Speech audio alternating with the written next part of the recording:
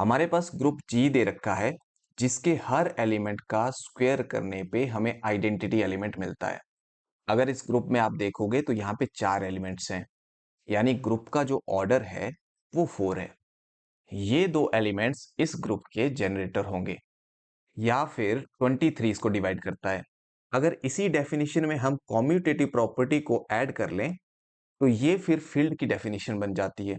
4 map हो रहा है 5 पे, तो 4 के बाद आएगा 5 और 5 मैप हो रहा है 4 पे।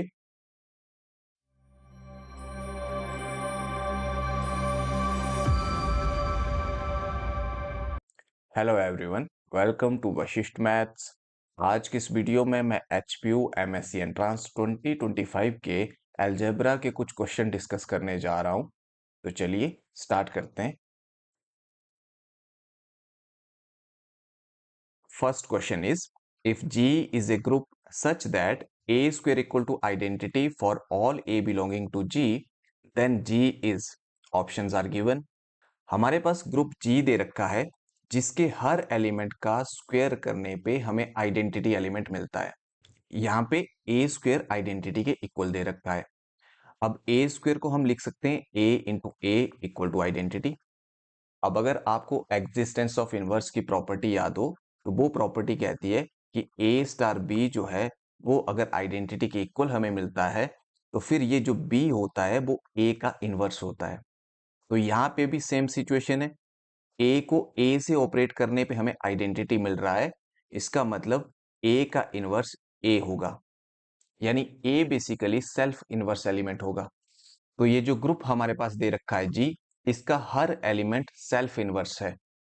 अब अगर यहां पे हम फर्स्ट ऑप्शन देखें, फर्स्ट ऑप्शन में दे रखा है एबेलियन ग्रुप। एबेलियन ग्रुप वो ग्रुप होता है जो कॉम्यूटेटिव प्रॉपर्टी को सेटिस्फाई करता है। और कॉम्यूटेटिव प्रॉपर्टी क्या कहती है कि ए बी जो है वो बी ए के इक्वल होना चाहिए for all A comma B belonging to G के लिए। तो यही हमें चेक करना है। अब ये चेक करने के लिए हमें दो एलिमेंट्स चाहिए, ए और बी जी के। तो मान लो कि ए और बी हमारे जी के एलिमेंट्स हैं। अब जी में कैसे एलिमेंट है, जी में तो सेल्फ इनवर्स एलिमेंट है। इसका मतलब यहाँ पे जो ए होगा उसका इनवर्स ए होगा। बी भी क्योंकि जी का एलिमेंट है तो बी का इनवर्स भी बी होगा। अब कॉम्यूटेटिव प्रॉपर्टी के लिए हम बात करते हैं ए बी और बी ए की। अब ए और बी अगर जी के एलिमेंट्स हैं तो क्लोजर प्रॉपर्टी कहती है कि फिर ए बी भी जी का एलिमेंट होगा। अब क्योंकि ए बी जी का एलिमेंट बना और जी में ऐसे एलिमेंट हैं जिनका इनवर्स वो खुद होते हैं, यानी सेल्फ इनवर्स एलिमेंट है, तो ए बी का इनवर्स ए बी के इक्वल आएगा। अब एक प्रॉपर्टी के बारे में हम जानते हैं कि ए बी के इनवर्स को अगर ओपन करना हो तो ये इक्वल होता है B inverse into A inverse के। रिवर्सल लॉ इसे कहते हैं। और इस बार बी इनवर्स बी के इक्वल है, ए इनवर्स ए के इक्वल है। अब अगर इसको और इसको आप देखेंगे तो यहां से आपको दिखेगा ए बी इनवर्स की वैल्यू बी ए बी है और ए बी इनवर्स की वैल्यू ए बी बी है, यानी ए बी बी ए के इक्वल आ गया। अगर ए बी बी ए के इक्वल आता है तो ग्रुप हमारा एबेलियन ग्रुप बन जाता है, यानी यहां से ऑप्शन ए हमारा सही ऑप्शन होगा। तो यहां पे एक चीज आपने देखी कि ए स्क्वेयर इक्वल टू ई, ये इंप्लाई करता है कि ए इनवर्स ए के इक्वल होगा। तो इस क्वेश्चन को ऐसे भी पूछा जा सकता था कि if G is a group such that every element in it is its own inverse, then G is. तो उसका आंसर भी यही होता, एबेलियन ग्रुप। अब आगे चलता हूं मैं नेक्स्ट क्वेश्चन पे। सेकंड क्वेश्चन में हमें एक साइक्लिक ग्रुप दे रखा है और हमें इसके जनरेटर्स फाइंड करने हैं।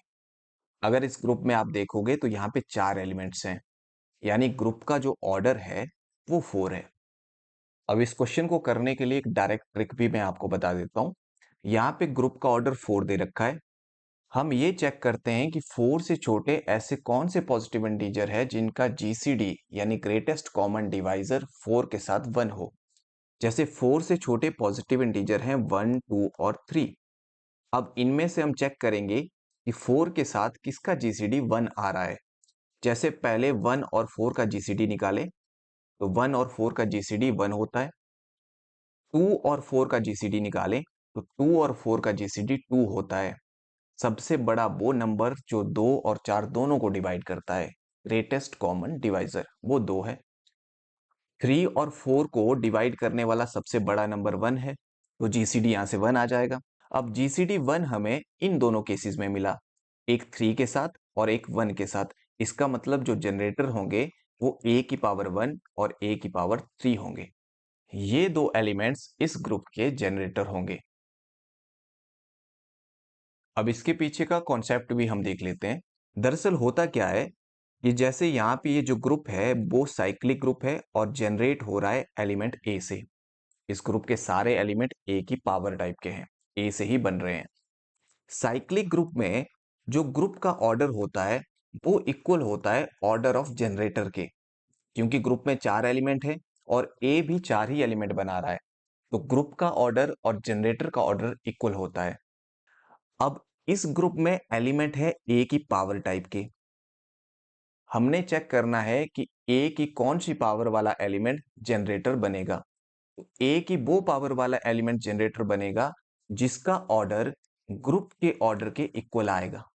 अब एलिमेंट की किसी पावर का ऑर्डर फाइंड करने के लिए आप एक फॉर्मूला पढ़ते हैं, और वो फॉर्मूला होता है कि ऑर्डर ऑफ ए की पावर के ये इक्वल होता है m अपॉन m कॉमा के जीसीडी के, जहां पे ये जो m होता है वो ऑर्डर ऑफ ए होता है। और इस बार ए का ऑर्डर कितना है?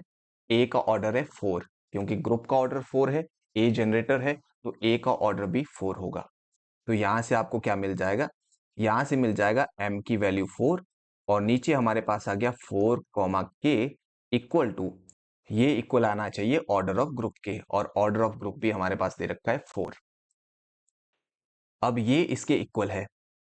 अब आप देख रहे हैं कि यहाँ पे भी 4 है, आगे आ भी 4 रहा है। ये तभी आ सकता है अगर ये जो डिनोमिनेटर में है इसकी वैल्यू 1 हो। तो यहां से हमें क्या मिला? 4 कॉमा के का जीसीडी, ये ब्रैकेट स्मॉल ब्रैकेट डिनोट करते हैं जीसीडी को, ये 1 आना चाहिए फिर। और यही कंडीशन हमने ऊपर अप्लाई की।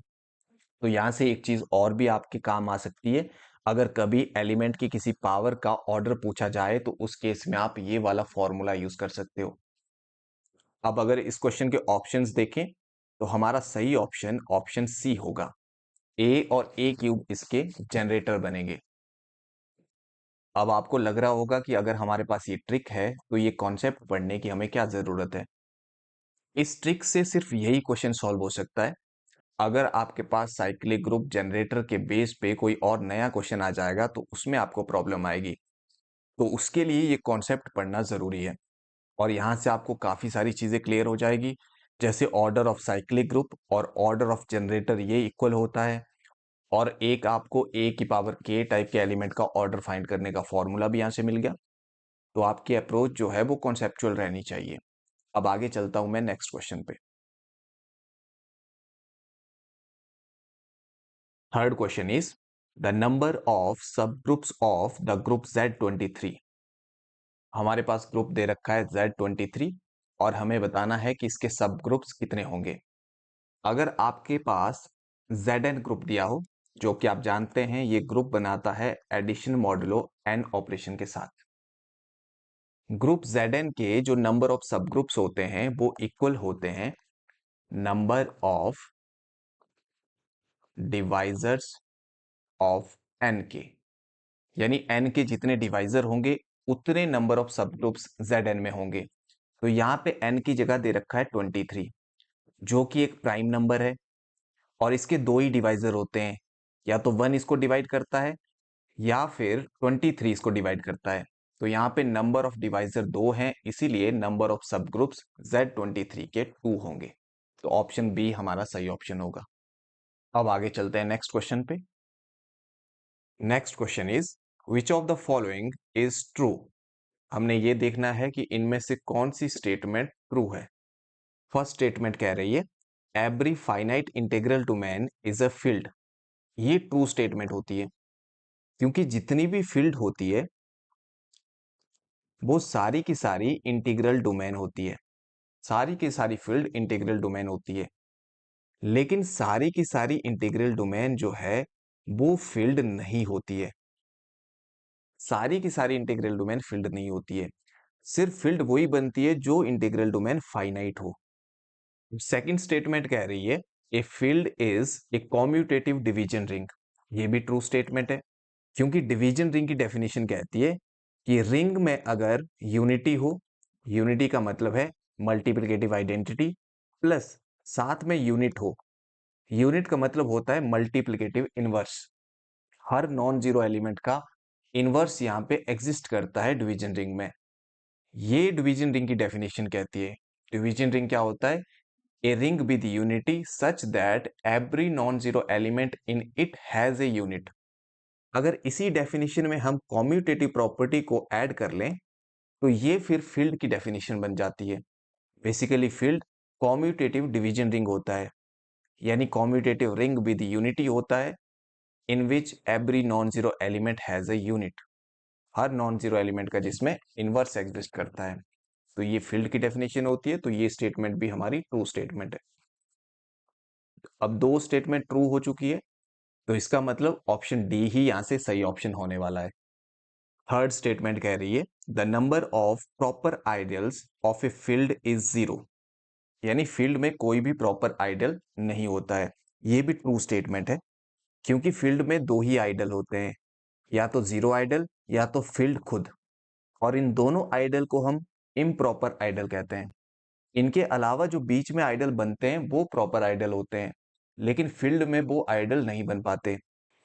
प्रॉपर आइडल ना बनने का रीजन ये होता है कि फील्ड के पास यूनिट होता है, यानी हर नॉन जीरो एलिमेंट का इनवर्स एग्जिस्ट करता है फील्ड में। तो जैसे ही हम प्रॉपर आइडल ढूंढने जाते हैं वो हमारी फील्ड ही बन जाती है। तो फील्ड में दो ही आइडल होते हैं, जीरो आइडल या फिर फील्ड खुद। प्रॉपर आइडल इसमें कोई नहीं होता है, तो number of proper idols of a field is zero. ये ट्रू स्टेटमेंट होगी, तो यहां से ऑप्शन डी हमारा सही ऑप्शन होगा। अब आगे चलते हैं नेक्स्ट क्वेश्चन पे। Next question is given permutation this is equivalent to.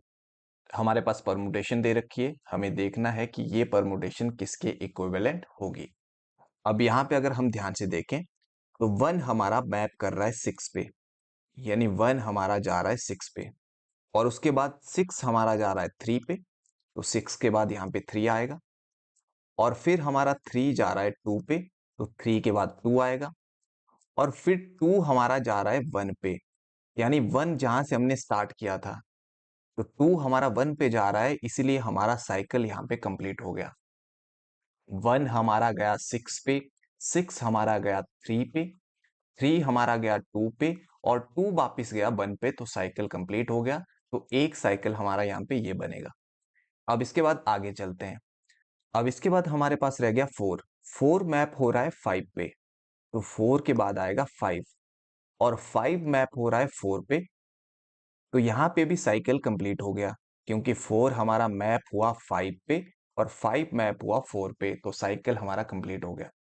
तो यहां से अगर ऑप्शन देखें तो ऑप्शन सी हमारा सही ऑप्शन होगा। अब अगर आप ऑप्शन डी को देखेंगे तो यहाँ पे एक ही चेंज है, फोर फाइव को फाइव फोर लिखा है, तो फोर फाइव जो हमारा साइकिल है इसको हम फाइव फोर लिख सकते हैं, क्योंकि फोर फाइव और फाइव फोर एक ही साइकिल को रिप्रेजेंट कर रहे हैं। तो ये ऑप्शन भी सही ऑप्शन है। इसके बचे हुए क्वेश्चन हम नेक्स्ट वीडियो में करेंगे। आज की इस वीडियो के लिए इतना ही, मिलते हैं नेक्स्ट वीडियो के साथ। Thank you so much for watching.